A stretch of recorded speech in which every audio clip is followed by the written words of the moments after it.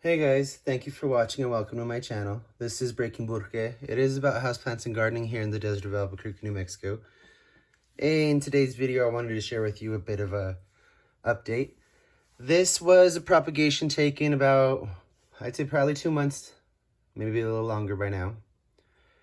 But I did want to show you what it looks like. This is a painted lady Philodendron. You can see the slight blushing or pink on the bottom. It does have quite a bit of roots and actually rooting from the top part here too. So I think I'm going to plant this now. It's been long enough for sure, and it does have 2 leaves since I cut it. Pretty sure this was the top cut. I tried to keep it so I could have the mature leaves, and of course it put out small leaves. But anyway, I did get rid of the rest of the cuttings. Actually gave them away on the local page because I don't need that many of them. And I will be honest, I did think this was going to be a little bit more of a flashy plant. It's not nearly as pretty as people's pictures show. I don't know if I just got a bad plant. I mean, it is pretty, but honestly, it looks a little more sick than healthy variegation. I don't know. It is variegation. It doesn't have anything on it. I checked my plants. You can see this stuff is kept near the bird cage, so there's feathers.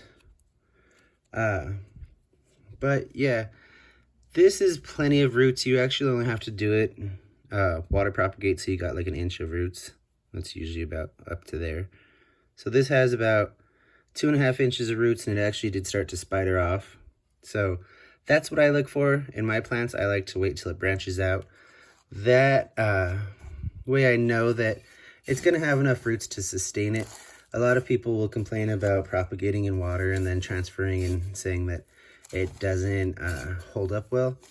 Well, it's because in water, that little tiny bit of root was enough to sustain it because it constantly had water. If you put that in something like soil, and that little tiny root, though it could make the plant grow, is not going to be the best situation for the plant. So like I say, that's why I like to wait till I have a little more of a root system down there. And then after you do transfer it, you always want to make sure you keep your potting soil moist, so maybe water like twice as often as you normally would. For me, that's about twice a week. Not like drench it, just pour some water over the soil till you see it get moist. For me, I count 5 seconds when I water my plants. It's a real quick way to make sure you don't overwater. And you can see that this mixture is heavy on the perlite. I do that intentionally because I know I'm heavy-handed with the water, and I don't want to rot my plants, not root them. It'd be nice if they rooted, but okay, so this is our finished little plant.